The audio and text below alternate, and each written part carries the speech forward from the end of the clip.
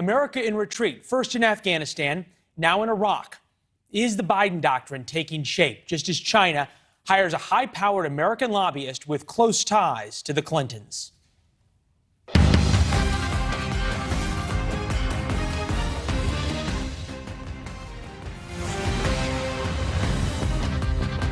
Good evening, I'm Leland Vittert. President Biden announced a few hours ago that U.S. troops will end combat operations in Iraq. It's a risky move and one Mr. Biden knows a lot about.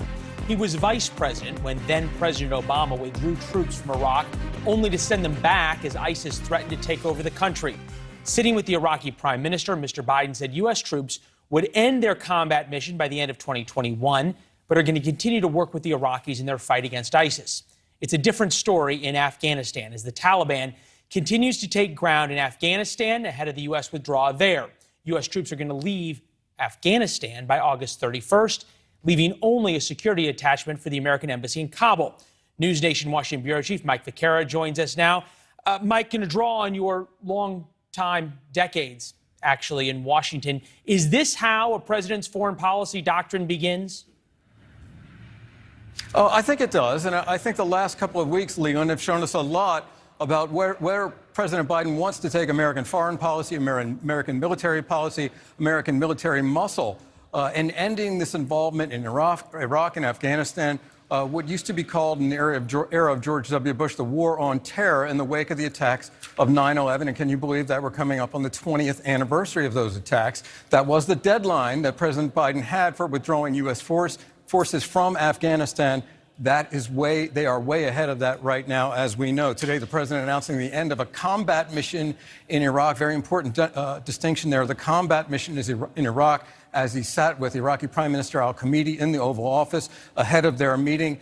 But unlike the situation in Afghanistan, Leland, where the Afghan leadership was opposed and remains opposed to the withdrawal of U.S. forces, the Iraqis are welcoming this. The U.S. will keep a force behind, about 2,500 American forces, to train and equip Iraqi forces as they continue their fight against those Iranian-backed Shia militias, as well as ISIS, which has not been completely wiped out. In a sense, President Biden, Leland, is continuing the policies of his predecessor. Former President Donald Trump, of course, wanted to end what he called the endless wars in Iraq and Afghanistan and other places where the U.S. military is involved. And President Biden is on record as vice president in the Obama administration as opposing the surge in Afghanistan and as warning President Obama against U.S. military generals and brass in their eagerness to remain in the fight in these countries. But if the last 20 years, you talk about my experience, Leon, you and I have seen this up close.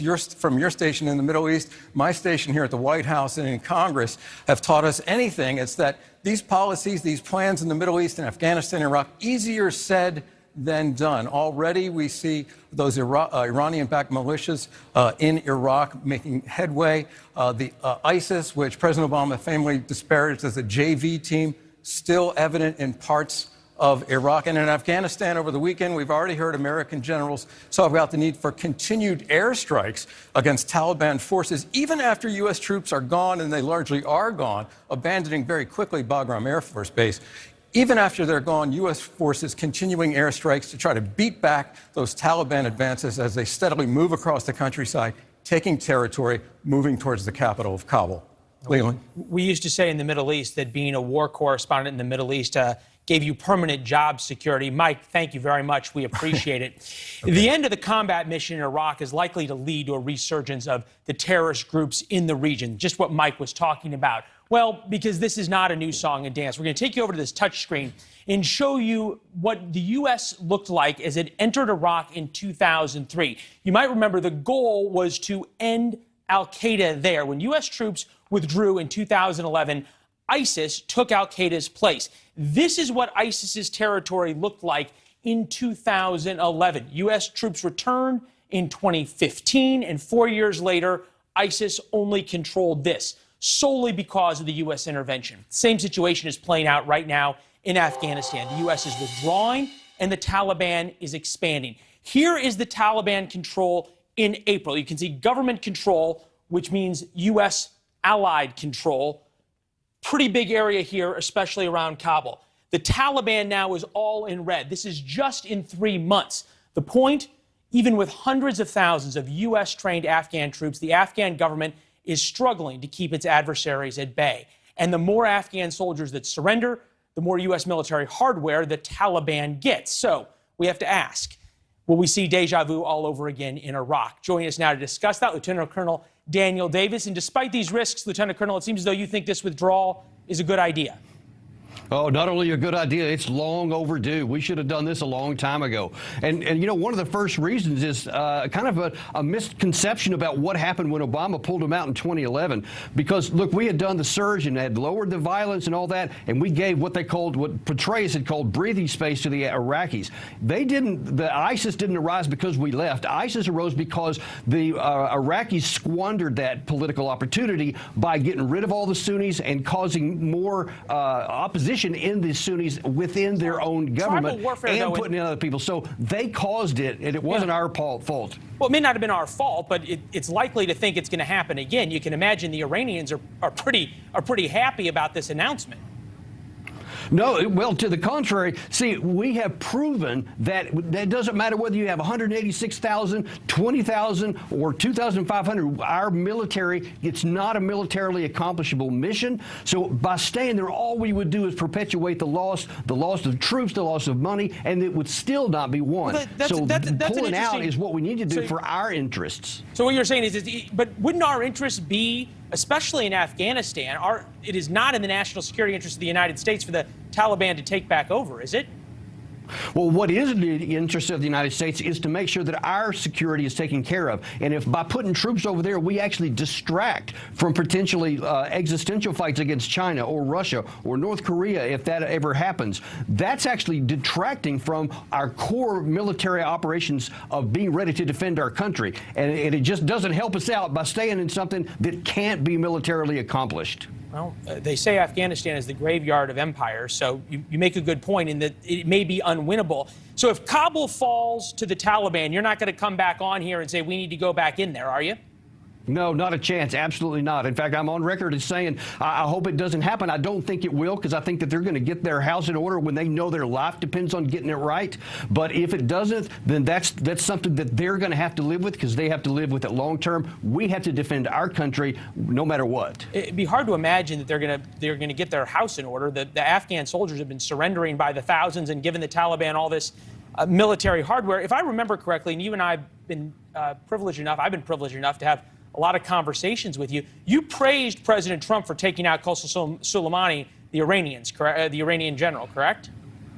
Well, I didn't necessarily praise that, but what I did say is that shows that we have the ability to go and strike direct targets to the United States without having to have troops on the ground, so that we don't need that in order to secure ourselves. Aren't, though, these the same type of arguments that were used in the 1930s, the America First movement that said, it's Europe's war, let them deal with it, we only care if they come and invade us, and then all of a sudden Pearl Harbor happened?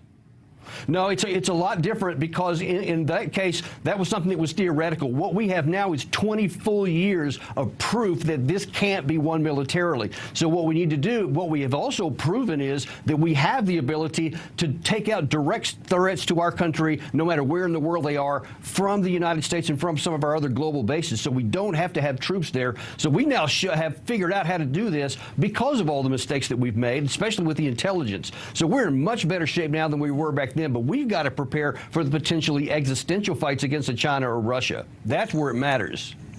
And a number of people have made that very same argument in terms of freeing up resources. Actually, a question I had for Mike Viqueira, we just weren't able to get to it. But it brings up an important point. H.R. McMaster wrote a piece just now in the Wall Street Journal saying that there's going to be a catastrophe coming inside Afghanistan. There's no way that the CIA and the human intelligence services of the U.S. are going to be able to operate inside an Afghanistan that's controlled by the Taliban. We'll have no idea if al-Qaeda is going to all of a sudden be plotting more attacks. Well, just bear in mind that 20 years ago, actually 1997, the United States had bin Laden in their crosshairs with U.S. or CIA and special operations assets when we had nothing in there but the Taliban. So we have a lot more capability than I think HR is letting on at. Fair enough. Lieutenant Colonel, we appreciate your insights and your thoughts. Appreciate it, sir. Good to see you. My pleasure. Thanks for having me. Great conversation. As the Biden administration pivots from Afghanistan and Iraq, they free up, just as the Lieutenant Colonel was saying, resources to confront China and Russia. Those two superpowers' closest ally in the Western Hemisphere is just 90 miles from American shores. And amid the pro-democracy protests, Russia is trying to prop up the communist regime in Havana. Brian Entin is in Miami, where dissidents are warning time is running out for American help to arrive. Hi, Brian. Hi, Leland. Absolutely. You see the protesters out here again in Miami, these Cuban Americans. They're out here every single night protesting. And if you talk to them, 9 out of 10 of them will tell you they want military intervention in Cuba. They want the U.S. government to go in and throw out the communist regime in Cuba. There's something else that's been worrying them today also, though, Leland.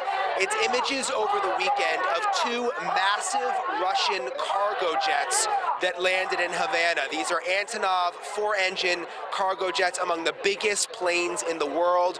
The Russian government says that they are full of aid, of food and medical equipment and water and things that the Cuban people need. But I was just talking to one woman out here. She immediately said, look, that is not what it looks like. Something else is going on there. And all of these people say right now, they don't want aid. What they want is freedom. This is what some of these protesters are saying. It's a dictatorship.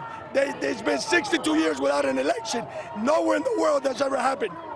Let the Cuban people decide who they want there. We don't want food. We don't want medicine. We want freedom. That's what we want, freedom. So obviously, Leland, a lot of questions, especially surrounding those Russian jets over the weekend. Certainly, and just the video of those jets landing and the unloading, which it said the Russian Foreign Ministry there on the video, so it means we got that video from the Russian Foreign Ministry. It points out that it's possible to get video out of Cuba, but it's also possible for the regime there to shut down the internet. We haven't seen anything really in 2 weeks in terms of new video, new protest video. Do any of the folks that you're sitting there with and talking to have relatives in Havana who can tell us what's going on? Very, very few of them do. Some haven't talked to their loved ones in 2 weeks. Others have used a VPN, a special computer process that they use, where they've at least been able to establish a phone connection and talk to them on the phone. But in terms of social media video, very, very little coming out at this point. Do the people that you talk to real quickly, Brian, do they say that there is still protests on the streets, or have the regime thugs been able to shut those down? It seems for the most part they have been able to shut them down, because I think most of them would have heard over the phone, but with no video coming out, it's really hard to know for sure.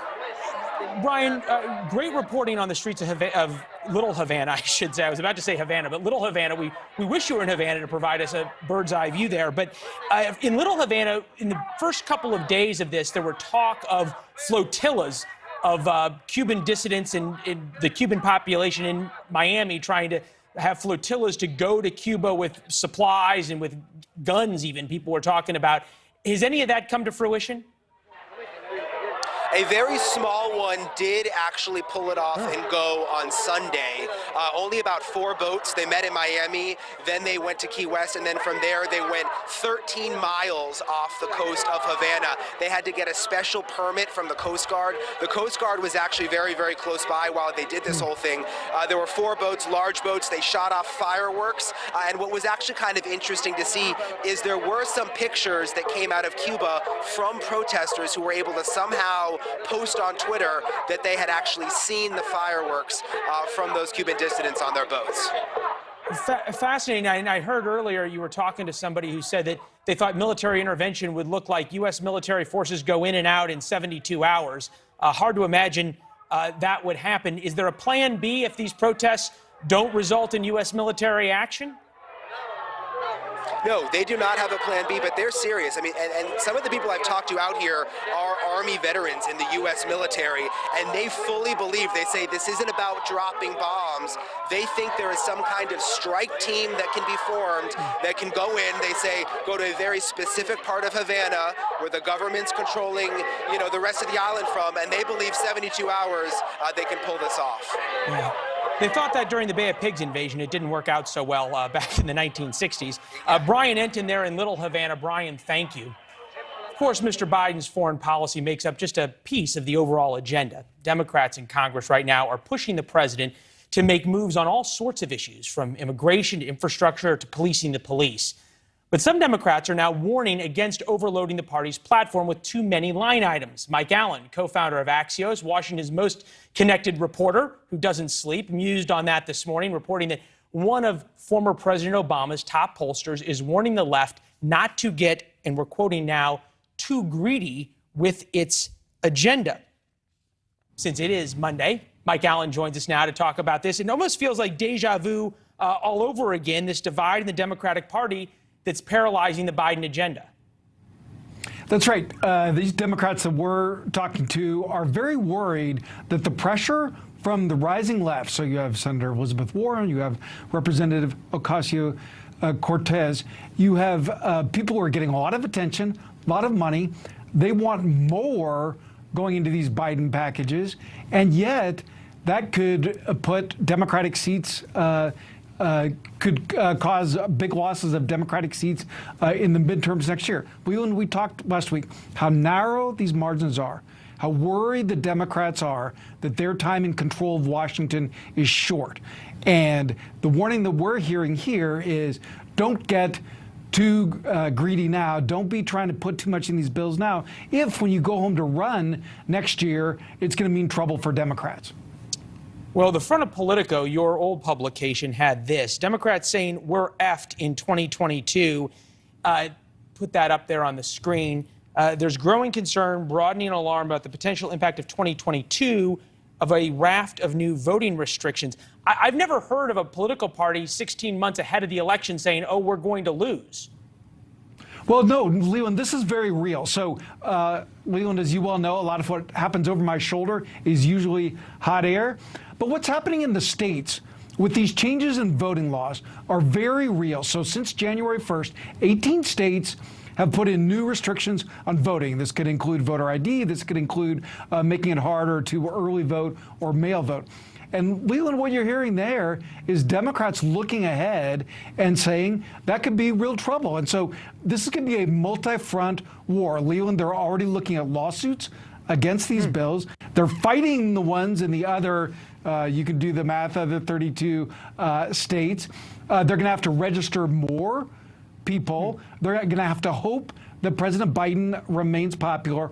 All those kind of inside straight in a midterm election that's going to be hard for them. You know that for the party that's in power, that has the White House, midterms are always hard. Always tough. And you have a situation now where just a couple of votes in the House, a literally 50-50 Senate, you don't have any margin for error, and these new laws are really taking their toll. You brought up the issue of the Senate, and in terms of not trying to bite off too much, at least for Democrats in the next couple of months. Bloomberg is now reporting that Democrats are eyeing a path to citizenship for 8 million in economic plan. 3 million would be young undocumented immigrants known as dreamers, migrant workers, and some with temporary protected status because dangerous conditions present risks if they return to their home countries. This is citing an aid. The other 5 million would be essential workers who have yet to be defined. That certainly doesn't sound like, quote, not being greedy.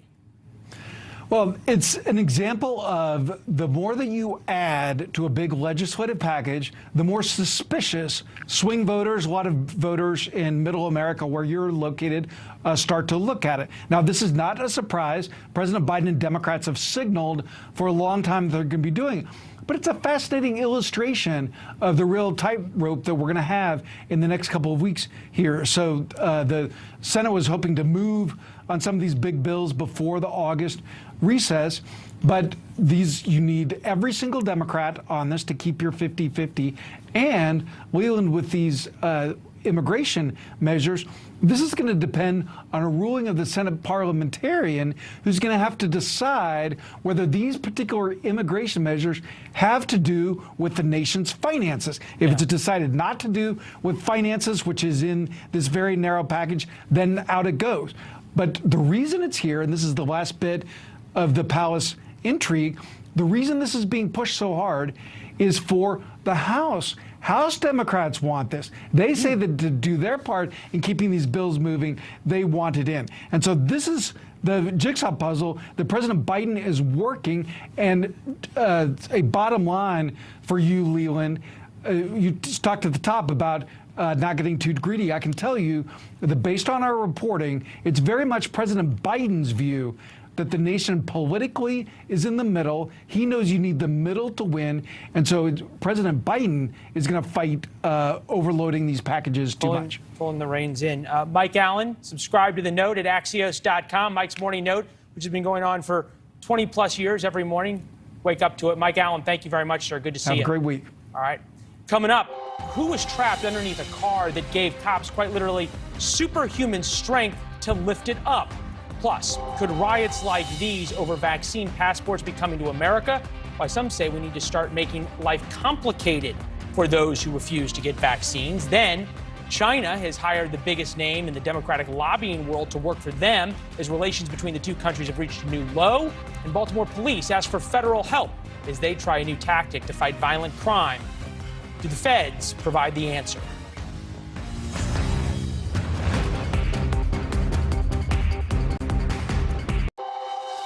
Protesters took the streets of France this weekend, but it's not because anybody won or lost a football match. Take a look at the video. President Macron there helped write rules requiring vaccine passes and passports.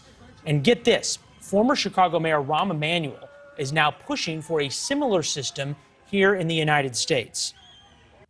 And I think this is an important point. I would close the space in, meaning if you want to participate in X, Y, or activities, you got to show you're vaccinated. So it becomes a reward punishment type system. You make your own calculation.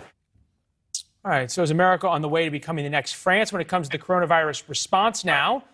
We bring in political and economic expert Andy Puzder, former CEO of CKE Restaurants, where you helped turn around Hardee's, Carl's Jr., and some globally known fast food chains. I appreciate you being here, and I wish I was up in northern Michigan with you, God's country. Well, thanks for taking some time before dinner.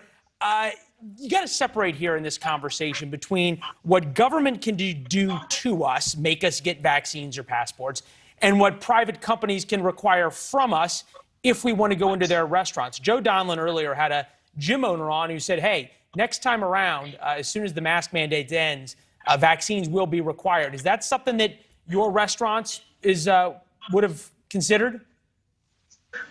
Well, we certainly would have considered it. I do have a problem with the government, as you mentioned, compelling people to be vaccinated or get vaccine passports. I don't think that's something the government should do, particularly since the FDA hasn't even given final approval yet to the vaccines.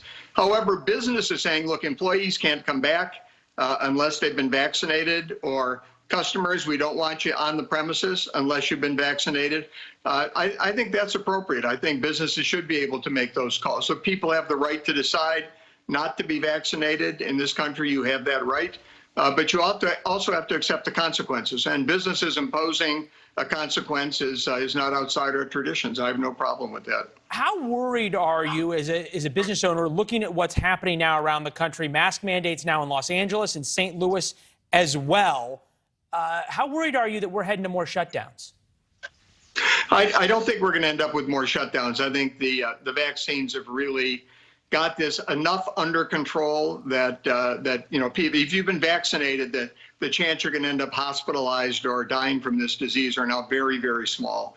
So I don't think there's going to be enough of a problem to really shut businesses down. The chance of you being hospitalized and dying is low if you've had the vaccine. If you're not vaccinated, yes, the chance is just the same as it was before. But we're hearing now it's probably worse. It's worse with this Delta virus. Yeah, good point. Fair enough. Neither of us are doctors, but that hasn't kept people from speculating on television.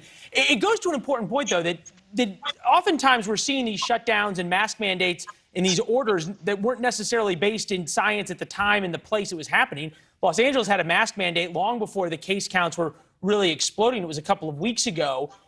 So you're pretty confident there's no way to put the genie back in the bottle of the reopening?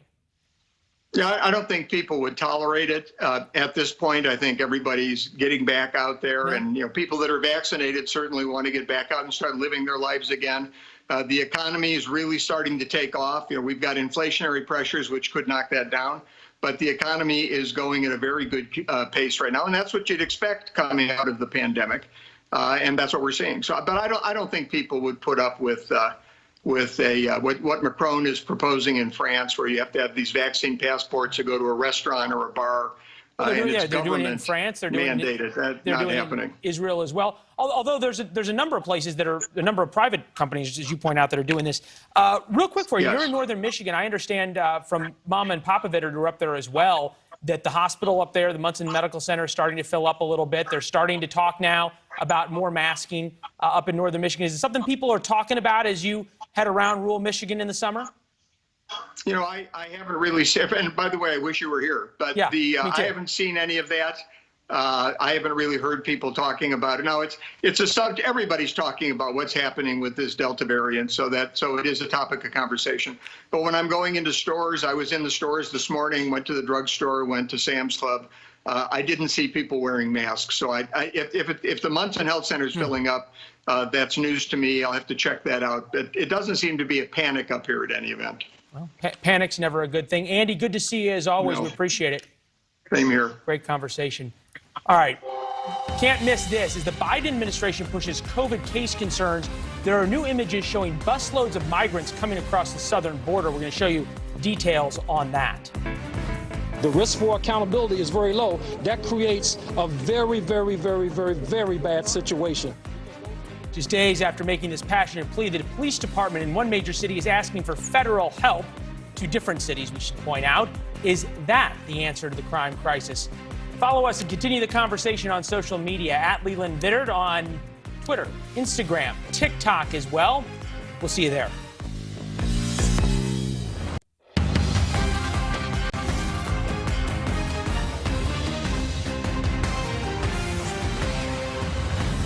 I have some good news for you. An 8-month-old baby was rescued by police after she and her mother were hit by a car. Bystanders helped the officers lift the car off the 2, pulling them to safety. Grab the baby. Grab the baby. I got it. I got the baby. This happened Friday in New York. Police body cam and surveillance video captured not only the crash, but the rescue. The mother and her baby were seriously hurt, but are expected to survive. The driver's been charged with DUI and driving with a suspended license. There continues to be an influx of migrants at the U.S.-Mexico border. Migrants now are being dropped off at a bus station in McAllen, Texas, given tickets to a destination of their choice anywhere in the United States. Our crews captured video of migrants turning themselves into Border Patrol, taken to checkpoints, and then eventually released. This is there are new reports that authorities are struggling to keep up with the backlog of migrants. Just about 5 minutes from now, NewsNation correspondent Markie is going to have a latest from a bus station there in Dallas. The Baltimore Police Department has now requested the help of 100 federal officers to help fight crime in the city of Baltimore. So far, the government has not agreed to the plan. That's the city government. But a new report shows the department is understaffed by about 400 officers. Just a few minutes, we're going to be talking with the Metro D.C. Police Union chairman on what could be the root of this rise in crime and if those additional officers would help. Chinese giant Hwuawei, they make cell phones and equipments for them, has hired veteran Democratic lobbyist Tony Podesta. The China tech manufacturer is highlighting Podesta's longstanding relationship with President Joe Biden in its announcement. Critics say the biggest name in Washington is likely going to be used to neuter U.S. foreign policy against China. The hiring comes as high-ranking U.S. officials wrapped up what were called tense talks with the Chinese bureaucrats. Joining us tonight, Sheena Greitens, associate professor at the Lyndon B. Johnson School of Public Affairs at the University of Texas in Austin, and her research focuses on China's security strategy and implications for the world. Sheena, we appreciate you making the time for us. Hwuawei hired Tony Podesta, but it seems as though you might as well have written the headline, the Chinese Communist Party hired Tony Podesta. Yeah, you know, this is something that that has raised a lot of eyebrows in D.C. and around the country. There's a pretty long history of people leaving the U.S. government and then accepting money to lobby for foreign governments, or in this case, for a company that's very closely affiliated with the foreign government, in this case, the People's Republic of China and the Chinese Communist Party. Now, often you're supposed to disclose that activity under something called the Foreign Agents Registration Act. And that act is actually really important because it makes the scale of lobbying by foreign actors visible so that all of us can have an informed public conversation and know who's trying to influence our government for what purposes. And so to give you an example of this, recently the United States government decided that Chinese state media had to register as a foreign mission. And this was actually one of the things that the PRC, the Chinese government, just objected to in Tianjin in the meeting with Deputy Secretary Sherman. And when they were finally required to register, it became obvious that China was spending not around $10 million, which was the previous estimate, but more like $65 million to try to influence and shape the views of American residents and American citizens. That's really important to know. Well, and probably a penny in terms of what else is going on by the Chinese.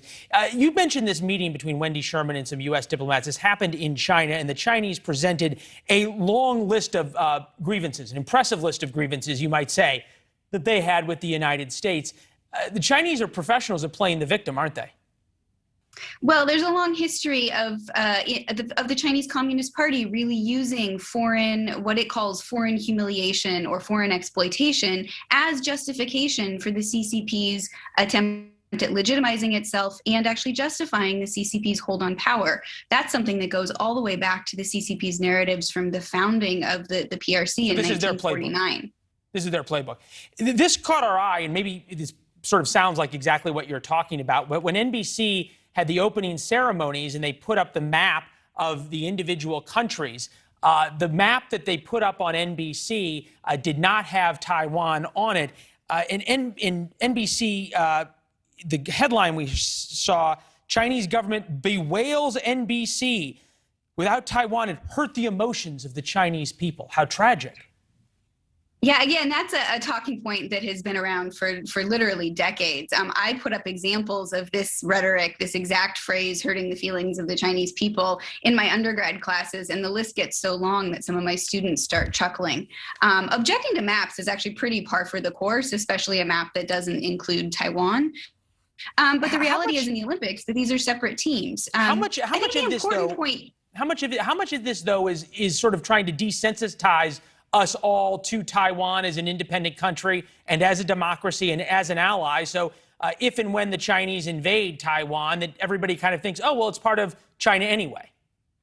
I think it's absolutely an attempt to try to narrow the international space that Taiwan has. And it's really important. It's been important for the United States. It's been a priority to try to get Taiwan more ability to participate in international institutions, in international society and organizations. And that's because Taiwan has expertise and participation that really matters. So, for example, Taiwan being excluded from the International Civil Aviation Organization or the World Health Organization in the early days of the COVID-19 pandemic made literally no sense, right? It's a major air traffic site, the 10th largest airport in the world, I think, adjacent to the Chinese mainland at a time when flights going in and out of China are really important for understanding how the pandemic is spreading. So excluding Taiwan just made no practical sense. And that the United States and other like-minded democracies and allies really need to continue to advocate for Taiwan's participation, because it's a matter of health and safety and security, not just for Taiwan, not just for the United States, but actually for the whole world at that point. And COVID-19 is a great example of that. It doesn't seem as though you can count on U.S. companies to stand up for Taiwan. A number of them, the airlines in particular, have caved to the Chinese and caved to Beijing on these issues. Sheena, appreciate it very much. Thank you. Thanks for having me. All right. There's a surge of migrants coming up from the southern border. It's having a major impact on transportation across Texas. The city of McAllen says it's added daily bus routes to try and accommodate that influx of migrants, but it's still not enough. NewsNation correspondent Markie has been following the recent rise of immigration in the Lone Star State. In the latest on this situation, Markie, as we understand it now, that McAllen's gotten so bad in McAllen, they're giving immigrants who are undocumented, who came here illegally, basically bus tickets to anywhere they want to go. Yeah, they're getting bus tickets, they're getting plane rides. And let me just say, too, federal officials have now logged north of 1 million migrant apprehensions this fiscal year. The last time we hit 1 million was 2006. And want to take you to McAllen. You know, it's almost the southernmost tip of this state, part of the Rio Grande Valley, which, by the way, is the busiest sector for the Border Patrol along the southern border. And all of those numbers, Leland, all of that demand is now placing immense pressure on businesses. And specifically, I want to put my magnifying glass on those bus companies there. So after Joe Biden's win, there are 4 bus companies that operate in and out of McAllen, Texas. Well, after the win, they have included 6 new daily routes, which totals 250 new seats, and that's still not enough. All of this coming from City Manager Roy Rodriguez, who gave an interview to the New York Post, and then our affiliate confirmed his information in that article earlier today. He says it's just busy. Every bus is full. He says right now it's impossible to buy a ticket for day of travel or even next day travel. So you're looking at 48 hours out before you're even able to leave on a bus. And Leland, just to put a bow on this thought here, you know, it's not just migrants vying for those tickets or vying for those seats, right? It's locals who are also depending on those services to get them to and from where they need to go, whether it be work or travel. Leland? All right, Markie Martin there in Dallas. Markie, thank you very much. We appreciate it. Up next, are federal agents going to be working side by side with police in Baltimore? We're going to tell you about what the police in Baltimore are asking for and dig into why when we come back.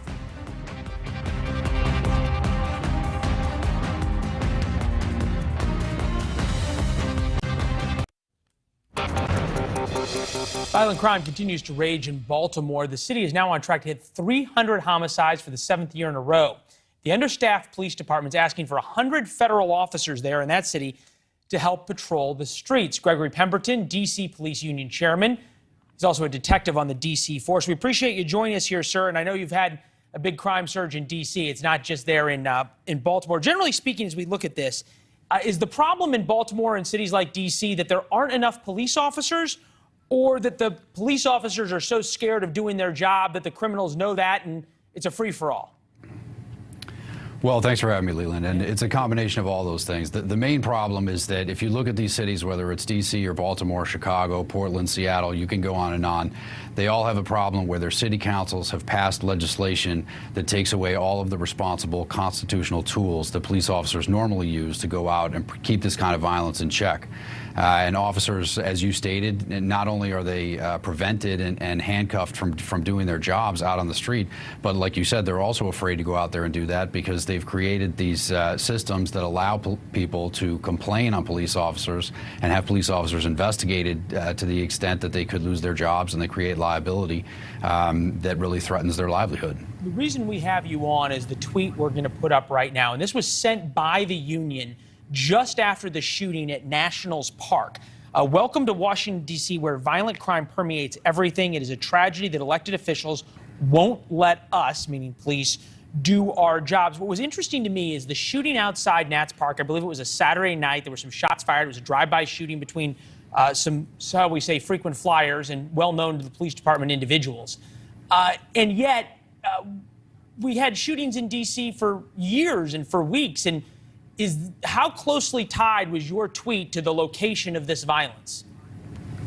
Well, I think you make a good point, because if you go just to the other side of the river here in D.C., to the less affluent areas, those neighborhoods look like war zones. And to go over there is frightening for some people. And that's where most of our police officers spend their time. That's where they spend most of their efforts trying to solve those crimes. But now that that crime is permeating more affluent areas of the city, up and down 14th Street or at the Nats Park baseball stadium, it seems to be getting the attention that it deserves finally. Yeah. And what we're saying is that this kind of violence is unchecked in any neighborhood in the city, and it's permeating all four corners, all four quadrants of the city. And until the city council starts to roll back some of these policies that they've put in place, we don't think it's going to get any better. There was an irony in watching Twitter the night of the National shooting, because there were all these people who typically, shall we say, were not all that concerned with crime and much more concerned about the civil rights issues and police reform and calling police officers racist, who were suddenly just aghast at how there could be violence outside National Stadium and that something just must be done. Is it that simple to all of a sudden just say, do something? No, I think you're right on top of it, Leland. And the problem is that when you take away the tools of police officers, they're not going to be able to stop this kind of violence. However, most of the people that are advocating for those tools to be taken away don't see the effects of this kind of violence because they don't live in those neighborhoods. But now that it's spilling out into their own neighborhoods, you see how quickly they change their position and how angry they get. And this is exactly what we're trying to say, is that all citizens of the District of Columbia deserve the same respect and the same safety and the same public safety that you have, whether you're going to the store, or going to the bus stop, or going going to a baseball game. Nobody should be afraid of getting shot or stabbed or sexually assaulted, and that's what we're asking the city council to do, is to roll back some of these policies so that we can protect everybody and we can make the entire city safe. Sadly, at least so far, it seems as though the people in the less affluent areas are still having a much harder time than even the nice areas that you talked about. The police chief, though, there says that not only in terms of the city council having issues with handcuffing police officers, the decriminalization of marijuana has played a big role. Take a listen.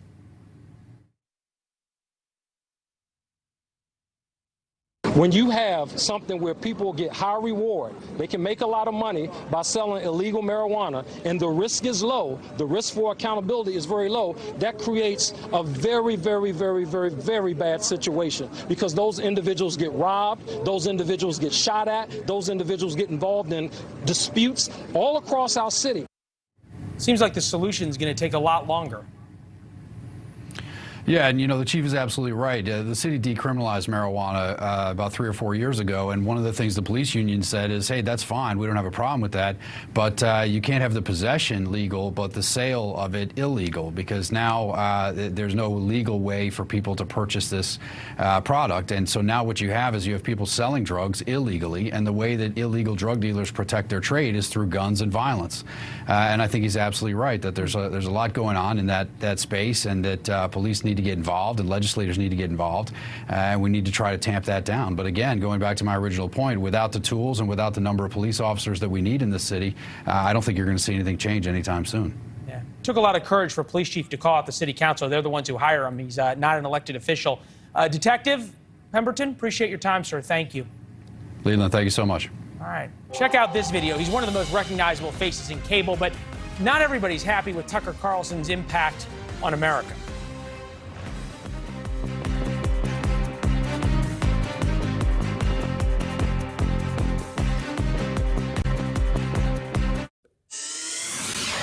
It would not have been hard to have a better weekend than Fox host Tucker Carlson, who found himself caught at a fly fishing shop on Friday.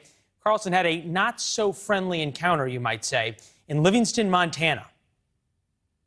Dude, you are the worst human being known to mankind. I want you to know that what you have done to this city, to the United States, to everything else in this world.